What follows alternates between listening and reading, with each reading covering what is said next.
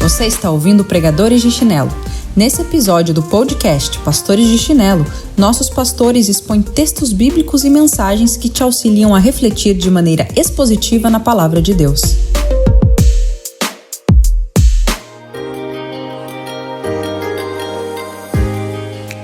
Fala, meu povo! Pastor Bruno Ruggieri aqui, um dos pastores na Igreja Batista de Vila Mariana, em São Paulo, capital, e um dos pastores de Chinelo. E hoje eu tenho a honra de gravar esse episódio de Pregadores de Chinelo para vocês. É possível que esse episódio tenha chegado por meio de alguém que te ama muito. E se esse foi o caso, ouça, por consideração a essa pessoa, por consideração a você mesmo e por consideração a mim que estou gravando, né? Serão apenas alguns minutos e eu peço a sua total atenção para a gente conversar sobre esse tema tão sensível que é o fato de um dia você já ter sido da comunhão, ter participado da igreja, ter se engajado em ministérios e hoje você simplesmente está distante, não tem sequer vontade de ir para a igreja, nem de orar, nem de fazer nada, está muito frio e a gente precisa falar sobre essa condição. Eu quero fazer algumas considerações com você aqui.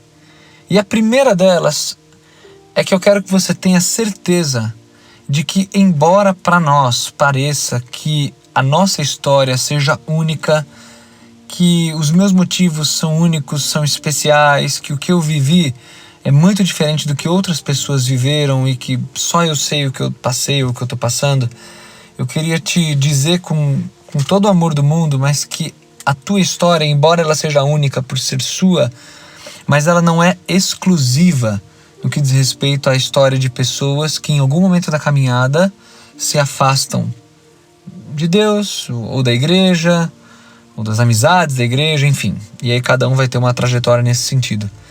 Mas uma história muito mais antiga do que a minha ou a sua está registrada na própria Bíblia, no Novo Testamento. E eu queria apresentar você para um camarada chamado Demas. Eu não sei se você já ouviu falar sobre Demas.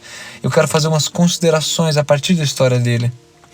Ele é mencionado muito rapidamente em algumas cartas do apóstolo Paulo. Você tem uma menção a ele no capítulo 4 da carta de Colossenses, no versículo 14, quando diz assim: Lucas, o médico amado, e Demas enviam saudações. Então Paulo estava preso na cidade de Roma, escrevendo uma carta para os irmãos da cidade de Colossos, e ele manda saudações tanto de Lucas como de Demas.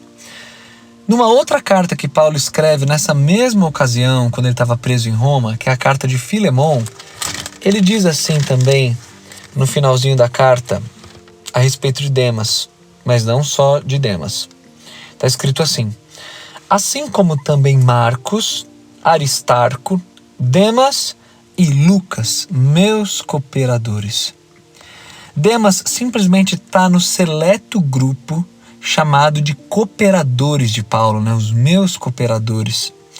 Então não é como se Demas fosse alguém que um dia entrou numa igreja, ouviu um pouquinho da palavra e depois, sei lá, cansou e saiu, ficou 2 dias e vazou. Demas era um cara firme a ponto de ser chamado de cooperador de Paulo, a ponto de estar com Paulo num momento de privação, porque aqui, tanto na carta de Colossenses como na de Filemon, Paulo está preso em Roma. E Demas é um cara que está com ele. Não é qualquer pessoa. Eu queria muito saber quais ministérios Demas desenvolveu, o que ele fez na igreja e tudo mais, mas é fato que Demas estava com ele.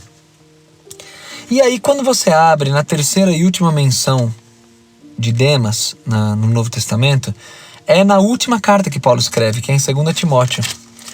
E lá no capítulo 4, no versículo 9, quando Paulo está trocando correspondência com Timóteo, ele escreve assim: procure vir logo ao meu encontro, pois Demas, amando este mundo, abandonou-me e foi para Tessalônica. Aqui são alguns anos depois da correspondência para os Colossenses e para Filemon. E a gente não sabe o contexto, a gente não sabe o que aconteceu exatamente, mas o Novo Testamento registra que esse camarada chamado Demas decidiu abandonar Paulo, e a razão é amando este presente século, amando este mundo. E eu, de novo, tenho muita curiosidade de saber o que se passou na cabeça de Demas, qual foi o contexto que ele enfrentou, quais são os dilemas que ele vinha lidando. Mas eu não sei, a única coisa que eu sei é o que está escrito aqui no Novo Testamento: Demas, amando este século, me abandonou. E aí, nesse sentido que eu quero fazer essa primeira consideração. A sua história, ela não é única. Desde muito tempo, pessoas como você e como Demas lidam com esse acontecimento de, em algum momento, largar a firmeza, a comunhão, a presença na igreja, e cada um vai ter o seu motivo, cada um vai ter a sua história. Mas eu queria que você começasse a refletir que, dado que essa história se repete ao longo do tempo, não é como se você estivesse vivendo algo absolutamente novo. Não é como se Deus nunca tivesse visto uma história assim, ou se a igreja nunca tivesse lidado com isso. Você não precisa se sentir assim, sozinho, ou como se as amarras que tem sobre você, que hoje te deixam frio e distante em relação à igreja, fosse algo só seu. Quer dizer, homens do passado e mulheres do passado já viveram uma situação semelhante. A segunda consideração que eu quero fazer para você é que cada pessoa tem uma crise específica ou tem uma razão. Se eu tivesse o privilégio, a oportunidade de ouvir a sua história, a sua trajetória, tenho certeza que você me contaria alguma coisa específica que você passou, que você viveu, alguma mudança específica de pensamento. Foi nesse momento aqui da minha caminhada, ou aconteceu isso, isso e isso. Você iria contar uma história do porquê que você está distante da igreja e de Deus nesse momento. Mas eu quero te falar que a maneira como a Bíblia resumiu o afastamento de Demas, ele funciona de um jeito quase que simbólico para resumir o afastamento de toda e qualquer pessoa do Senhor Jesus. E o afastamento basicamente é amando este presente século. Talvez na sua história você me contaria algo do tipo assim: não, é uma crise de fé, eu comecei a questionar algumas coisas, será que a Bíblia tem razão mesmo? Será que isso ou aquilo? Talvez você interpretasse que a sua questão é uma questão muito mais intelectual, muito mais assim racional. Mas se você cavar um pouquinho mais fundo, você vai descobrir que um afastamento de Jesus, ele não acontece num ambiente esterilizado, científico, livre de bactérias do pecado, vamos chamar assim, e que você então ali friamente, racionalmente começou a considerar e reconsiderar as coisas. Não é como se num dia ensolarado qualquer você começasse a pensar: puxa, e se as coisas não fossem exatamente como a Bíblia fala? E se, na verdade, outras religiões estiverem certas? Ou e se Deus não existia? Ou se isso ou se aquilo? Não foi num dia esterilizado e a parte de qualquer outro episódio que essa reflexão aconteceu. Você é um ser humano, e um ser humano, ele é sujeito a amores e a desamores. E o nosso coração se inclina, ele ama situações, ele ama pessoas, ele é sugado, atraído por situações específicas. E na sua trajetória você provavelmente vai descobrir algum ponto em que, se existir na tua vida uma leitura da palavra que era firme, uma oração que era constante, uma comunhão que era constante na igreja, em algum momento esses hábitos começaram a ser negligenciados, o esfriamento começou de uma maneira muito devagar e possivelmente aconteceu na tua trajetória um amor, uma atração a alguém,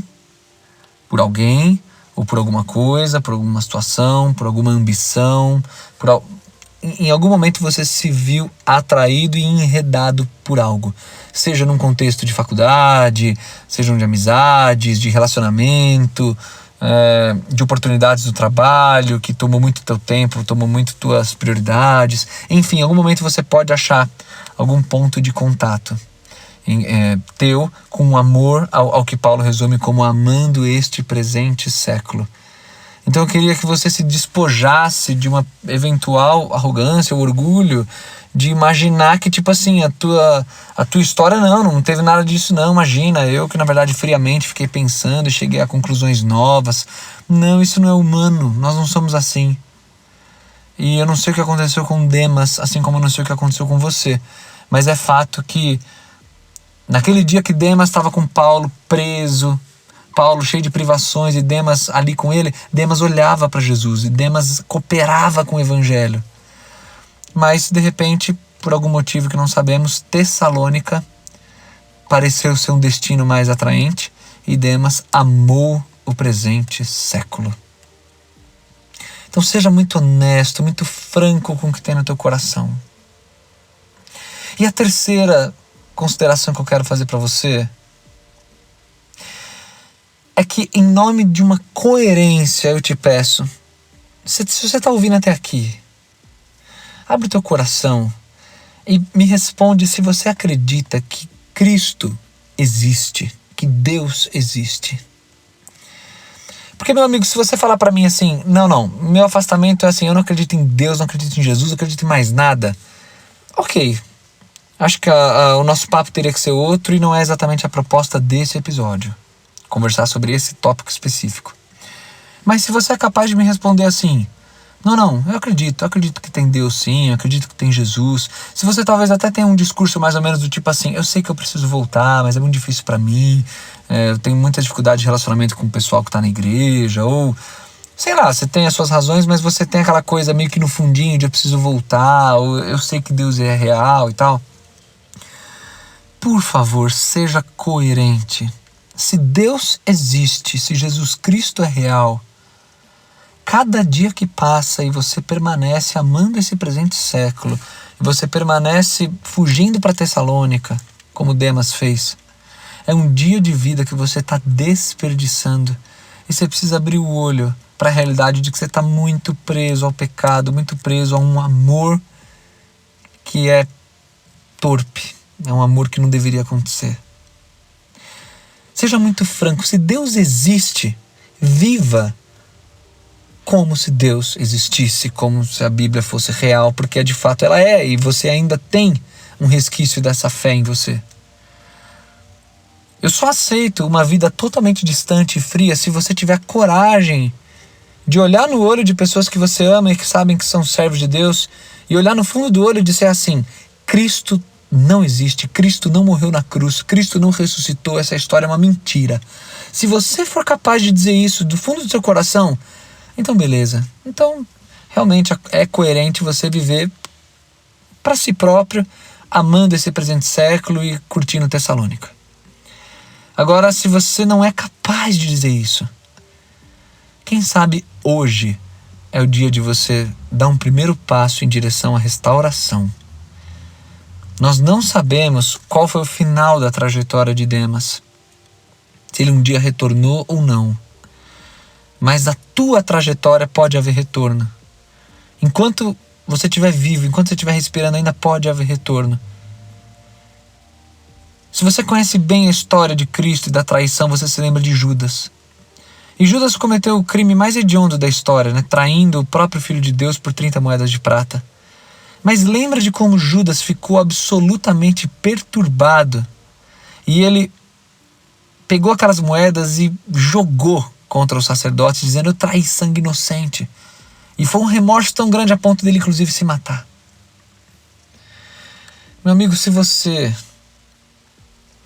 conhece quem é Jesus, se tem no teu coração essa chama, mesmo que ela esteja quase apagada, mas você sabe quem é Jesus, mas você está muito distante, você está morando com alguém, você está longe da igreja faz tempo, você está numa vida totalmente desconsiderando Deus, mas se ainda tem um resquício de chama aí no teu coração, você sabe que não vale a pena viver dia após dia perturbado por saber a diferença do certo e do errado e continuamente escolher o errado.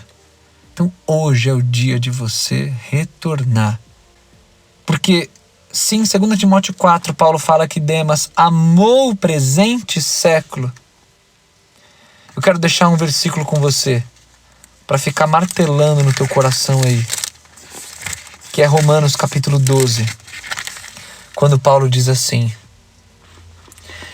Portanto, irmãos, eu rogo-lhes pelas misericórdias de Deus, que se ofereçam em sacrifício vivo, santo e agradável a Deus. Este é o culto racional de vocês. Atenção agora. Não se amoldem ao padrão deste mundo, mas transformem-se pela renovação da sua mente, para que sejam capazes de experimentar e comprovar a boa, agradável e perfeita vontade de Deus. Eu rogo a você, o apelo que eu faço a você é: transforme-se pela renovação da sua mente. Volta para casa. Se for muito difícil para você, dá um passo em direção à igreja de onde você estava, ou aos amigos com quem você convivia. Escolha uma nova igreja, um novo local, mas dê um passo em direção a Jesus. Se nós, pastores de chinelo, pudermos te ajudar de alguma maneira, escreve pra gente, entre em contato com a gente. A gente está aqui de braço aberto para conversar com você, para orar com você. Mas o apelo que eu te faço é: não seja como Demas. Não creia que a tua história é muito diferente, é muito singular, porque não é. O que está no fundo do coração é um amor a esse presente século e um desprezado que Deus é na sua vida e já fez por você. Então pense, repense e coloque o teu coração na presença de Deus. Esse é o meu pedido e essa vai ser a minha oração por você, em nome de Jesus. Muito bom ter esse tempo com você, que Deus te abençoe e que te faça refletir muito.